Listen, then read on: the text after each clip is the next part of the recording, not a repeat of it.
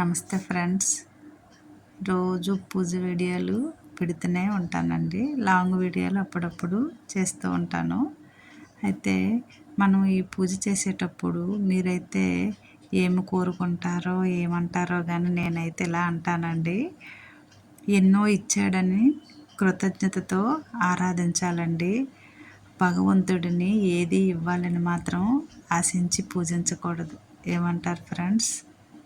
అయితే మేము ఇక్కడ చూపిస్తున్నది మేము సడన్గా తిరుమల వెంకటేశ్వర స్వామి దర్శనానికి వెళ్ళామండి. స్వామి మాకు అనుగ్రహాన్ని ప్రసాదించారు.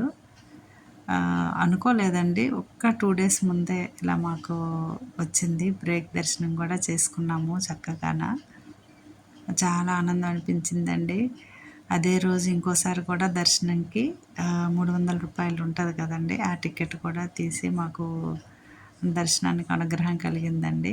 ముందుగా మనం స్వామి దర్శనం చేసే ముందు వరాహ నరసింహస్వామి టెంపుల్ ఉంటుంది కదండి, ముందు ఆ స్వామిని ముందు మనం దర్శించుకోవాలండి. చాలా వరకు తెలిసిన వాళ్ళు అలాగే చేసి స్వామిని దర్శించుకుంటారు. ఈ స్వామికి మనము మనవి చేసుకోవాలంట ఏదైనాను, అప్పుడు మనకి ఆ స్వామి అన్ని రకాలుగా చూస్తారని అంటుంటారండి. అందుకని మేము ఈసారి మాత్రం ఈ దర్శనంకి వెళ్ళి అక్కడ చక్కగా కాసేపు రిలాక్స్ అయ్యామండి, కూర్చొని వెళ్ళాము. చాలా ఆనందం అనిపించిందండి. ఆ తర్వాత వెంగమాంబ అన్నప్రసాదం ఉంటుంది కదండి, అక్కడ కూడా చక్కగా నైవేద్యాన్ని స్వీకరించాము. అంత స్వామి అనుగ్రహమేనండి. ఇలా వీడియో చూస్తూ ఒక మంచి పూజా విధానం గురించి చెప్తున్నానండి.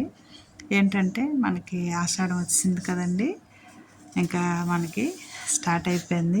ప్రతి నెలలో కూడా మనకు మంచి మంచి పూజలు వస్తూనే ఉంటాయి. పర్వదినాల మాసం ఈ ఆషాఢ మాసం అండి. మనం పూజ చేసుకునే వాళ్ళకి ఎన్నో పూజలు ఉంటాయండి మనకి ఈ నెలలో. నేను తిరుపతిలో అమ్మవారి లక్ష్మీదేవిని తీసుకున్నానండి. చక్కగా మనకు శ్రావణ మాసం వచ్చేస్తుంది కదా, ఆషాఢం తర్వాత ఎంతో తృప్తిగా పూజ చేసుకోవచ్చు. అందుకే మీకు ఇలా చూపిస్తున్నానండి. అక్కడ కొన్ని వస్తువులు మనం తెచ్చుకోవచ్చు, కొన్ని చాలా వరకు మంచిగానే ఉంటాయండి, కొన్ని పోతుంటాయి. అది తప్పదు కదండి మరి ఎక్కడను. అయితే ఇలాగా శ్రీవారి పాదాలు కూడా తీసుకొచ్చానండి. మన స్వామి ప్రతిమ చిన్నది తీసుకొచ్చానండి. ఆ పూజ గదిలో పెట్టుకొని దీపారాధన చేసుకోవచ్చు. ఇంకా మీకు నెక్స్ట్ వీడియోలో అరుణాచలం కూడా వెళ్ళానండి. ఈ వీడియో లెంగ్త్ అవుతుంది కదా, అక్కడ కూడా శివయ్య దర్శనం మంచిగా అయింది. అక్కడ చిన్న శివలింగాలను స్వామిని తీసుకొచ్చానండి.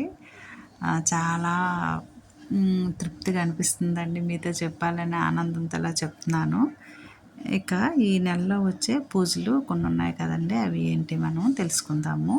ముఖ్యంగా జ్ఞానాన్ని ప్రసాదించే గురువుని మనసారా పూజించేందుకు, అలాగే ముల్లోకాలను పాలించే జగన్మాతను కొలిచేందుకు, విష్ణుమూర్తిని కొలుచుకునేందుకు అనువైన ఈ ఆషాఢ మాసం తెలుగు సంవత్సరాల్లో 4వ నెలండి. పౌర్ణమి నాడు చంద్రుడు ఉత్తరాషాఢ పూర్వాషాఢ నక్షత్రాల్లో సంచరించడం వల్ల ఈ మాసానికి ఆషాఢం అని పేరు వచ్చిందంటండి. ఈ ఆషాఢ మాసాన్ని శూన్యమాసంగా కూడా మనం చెప్పుకుంటాం. ఎందుకంటే ముహూర్తాలు ఏమీ ఉండవు కదండి.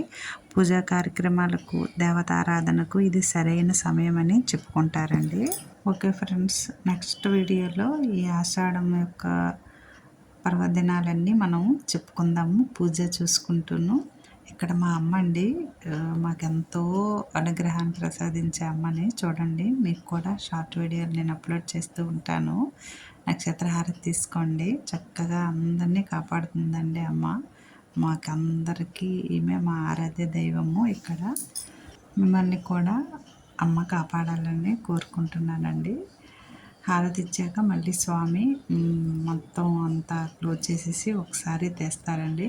ఆ అమ్మని హారతికి ముందు హారతి తర్వాత చూసేయండి, చాలా సంతృప్తిగా ఉంటుందండి. చూసారా మా అమ్మని మనందరినీ కాపాడుతూ ఇలాగే ఇప్పుడు మనం పూజలు గురించి చెప్పుకుంటూ మనని కాపాడే ఆరోగ్య ఆయుష్ని ఇవ్వాలని కోరుకుంటున్నానండి. ఓకే ఫ్రెండ్స్, నెక్స్ట్ వీడియో కోసం ఎదురు చూడండి. Thank you.